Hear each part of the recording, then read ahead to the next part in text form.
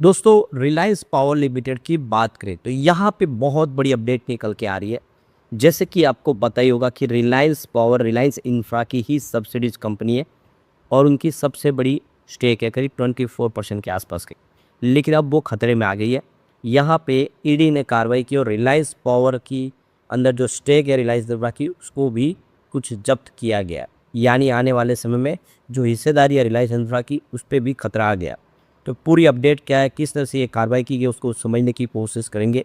और दूसरी तरफ रिलायंस पावर का रिजल्ट कल हमारे सामने आने वाला है। क्या उम्मीद कर सकते हैं रिलायंस पावर के रिजल्ट से, उसको समझने की कोशिश करेंगे और पिछले रिजल्ट से कंपेयर करेंगे। आने वाले समय क्या उम्मीद बनेगी, बड़े जो फंड हाउस है उनका क्या रुझान है स्टॉक को लेकर, उसको भी जानेंगे। लेकिन फ्रेंड्स उससे पहले अगर आप पहली बार हमारे चैनल पे आए तो चैनल को सब्सक्राइब कर दीजिए, एक बेल आइकॉन दबा दीजिए ताकि जब भी नया वीडियो बने पहला नोटिफिकेशन आपको मिले। वीडियो पसंद आए तो लाइक से जरूर कीजिए। चलो फ्रेंड्स वीडियो स्टार्ट करते हैं। मैं हूं आपका दोस्त एसपी दवे और हमारे अपने चैनल ऑनलाइन कमाई में आपका बहुत बहुत स्वागत है। सबसे पहले रिलायंस पावर के कारोबार की बात करें तो भी 12 बजे के आसपास का टाइम है। 24.12 पर स्टॉक ट्रेड कर रहा है। 0.21% की तेज़ी देखने को मिल रही है। तो निगेटिव खबर के बावजूद भी स्टॉक थोड़ा मजबूत लग रहा है क्योंकि ऑलरेडी बहुत ज़्यादा इसमें करेक्शन हो चुका है। तो यहाँ पे आप देख सकते हो कि स्टॉक की जो शुरुआत थी पॉजिटिव हुई आज सुबह 24.15 पर, क्लोजिंग कल 24.07 पर थी। अब गौर करने वाली बात है कि इंट्राडे में 24.01 हुआ। इसका मतलब ये है कि स्टॉक के अंदर गिरावट भी हुई पर खरीदारी की वजह से 24.60 तक गया। तो अब देखिए बहुत ज़्यादा इसमें करेक्शन हो चुका है। स्टॉक 76 के आसपास पहुंचा। स्टॉक गिरते हुए आप देख सकते हो कि यहाँ पे लगातार 20 के आसपास आ गया है। इसने लो बनाया 52 वीक का 20.17 का। इसी वजह से ये खरीदारी देखने को मिल रही है क्योंकि बहुत ज़्यादा करेक्शन हो चुका है। तो अब जो बड़ी अपडेट निकल के आ रही है, अनिल अंबानी की रिलायंस फॉर में हिस्सेदारी पर संकट आ गया है। तो ये देखिए रिलायंस इंफ्रा की कंपनी की जो संपत्ति है करीब 179 रुपीज़ की प्रॉपर्टी उसको यहाँ पे जब्त किया गया है, कुर्क किया गया है। तो रिलायंस इंफ्रा जो ऑलरेडी पहले से बहुत ज़्यादा प्रॉब्लम में आ चुका है, आप देख सकते हो उसके ऊपर एनसीएलटी की कार्रवाई चल रही है और अब एक बड़ी और कानूनी चुनौती का उनको सामना करना पड़ रहा है। कंपनी के खिलाफ सत्य रूप अपनाते हुए ईडी ने 179.66 करोड़ रुपये की उनकी जो प्रॉपर्टी थी उसको अस्थायी रूप से यहाँ पे देखो कि जब्त कर लिया गया है। तो ये प्रॉपर्टी फिलहाल अस्थायी रूप से किया, स्थायी रूप से इसको जब्त नहीं किया है। मामला अगर सुलझेगा तो ये फिर इनको वापस मिल सकती है। कंपनी ने इसकी जानकारी आप देखिए स्टॉक एक्सचेंज को दी है। तो ईडी की इस कार्रवाई के तहत रिलायंस इंफ्रा अनिल अंबानी ग्रुप की ये कंपनी की कुछ खास जो एसेट है उसको अटैच किया गया। इससे सबसे बड़ी बात अहम यह है कि रिलायंस पावर लिमिटेड में कंपनी की हिस्सेदारी है उसको अटैच किया गया है। हिस्सेदारी भी इनकी अटैच हुई साथ में देखिए। तो अटैच की गई जो एसेट की कुल वैल्यू 179। अब इस पूरे मामले को लेकर कंपनी ने भी अपना बयान जारी किया है। कंपनी का कहना है कि कंपनी के रुख और भविष्य की रणनीति के बारे में जो रिपोर्ट के अनुसार जो जानकारी दी गई है, रिलायंस इंफ्रा ने यह साफ किया है कि वह अपने हितों की रक्षा के लिए सभी ज़रूरी कानूनी कदम उठाएगी। यानी एक तरह से रिलायंस इंफ्रा और अनिल अंबानी को लगता है कि उनको टारगेट किया जा रहा है।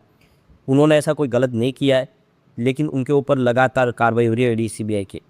उन्होंने बार बार कहा है कि उन्होंने कुछ भी इसमें गलत नहीं है। लेकिन आप सबको पता ही है कि मामले तो बहुत सारे तकलीफ वाले हैं। लोगों को बहुत सारा नुकसान हुआ है, बैंकों को नुकसान हुआ है क्योंकि अनिल अंबानी ने अंधाधुंध उस समय लोन दिया और वो लोन चुका नहीं पाए।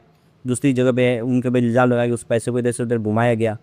तो ये सारे जो मामले हैं अब वो तो है, लेकिन उनका कहना है कि हम अपने हितों की रक्षा करेंगे और जो भी हमारे पास लीगल हमारे राइट्स होंगे उसका इस्तेमाल हम करेंगे। तो कंपनी ने ये भी कहा है कि शेयरधारकों और उनके स्टेक होल्डर के हितों की रक्षा के लिए कानूनी सलाह के अनुसार उचित कार्रवाई की जाएगी।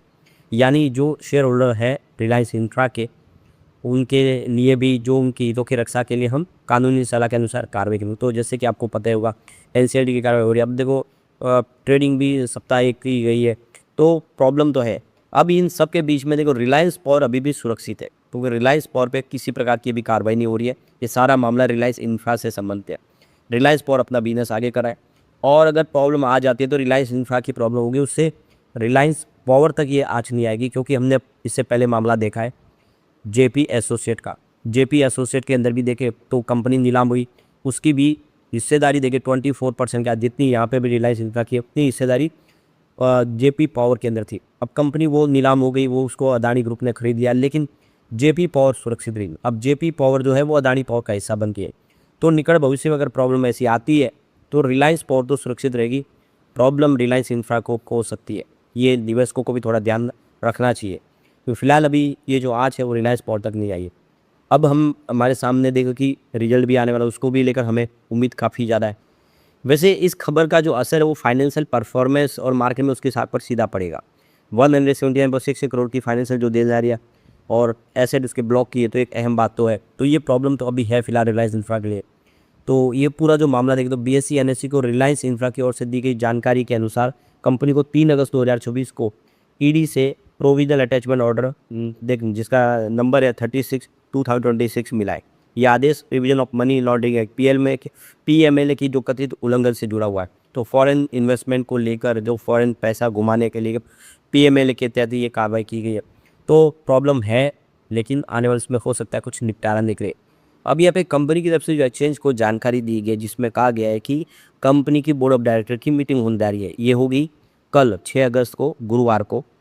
तो कंपनी अपना Q1 का रिजल्ट हमारे सामने लेकर आ रही है और आप देख सकते कोड ऑफ कंडक्ट के तहत यहाँ पे जो इनसाइडर ट्रेडिंग क्लोज की गई है 1 जुलाई से, वो अब ट्रेडिंग विंडो 2 दिन के बाद खुलेगी, यानी शनिवार को खुलेगी। तो शनिवार को तो मार्केट क्लोज होता है।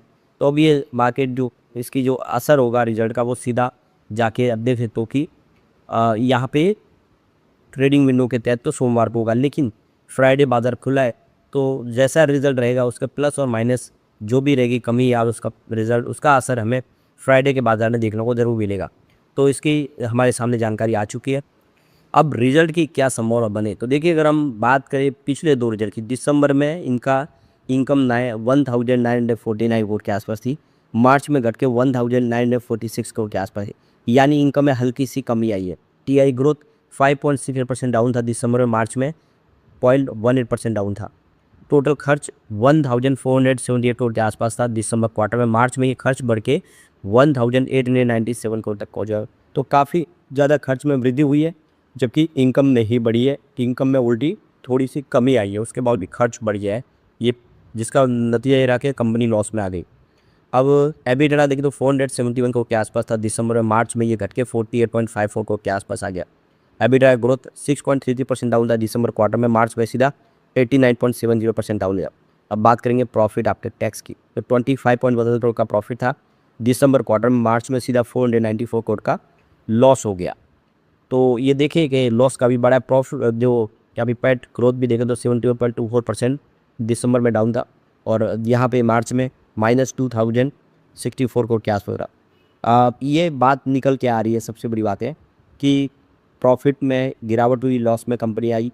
कल रिजल्ट हमारे सामने आएगा, रिजल्ट जैसा भी होगा उसको देखेंगे। लेकिन अब देख सकते हो कि रिलायंस पावर जिसके बिजनेस अच्छे हैं, कंपनी अच्छा कर रही है, तो आने वाले समय यहाँ से जैसे कि बहुत ज़्यादा करेक्शन हो गया, तो और ज़्यादा करेक्शन की यहाँ पे अब उम्मीद दिखाई नहीं देती है। लेकिन फ्रेंड्स, कोई भी इन्वेस्टमेंट करने से पहले अपने फाइनेंशियल एडवाइजर से एडवाइस ले ले या अपना खुद का रिसर्च करें, क्योंकि मैंने वीडियो आपके एजुकेशनल पर्पज़ के लिए ही बनाया। वीडियो पसंद आए तो लाइक से जरूर कीजिए और चैनल को सब्सक्राइब कर दीजिए। Thank you friends.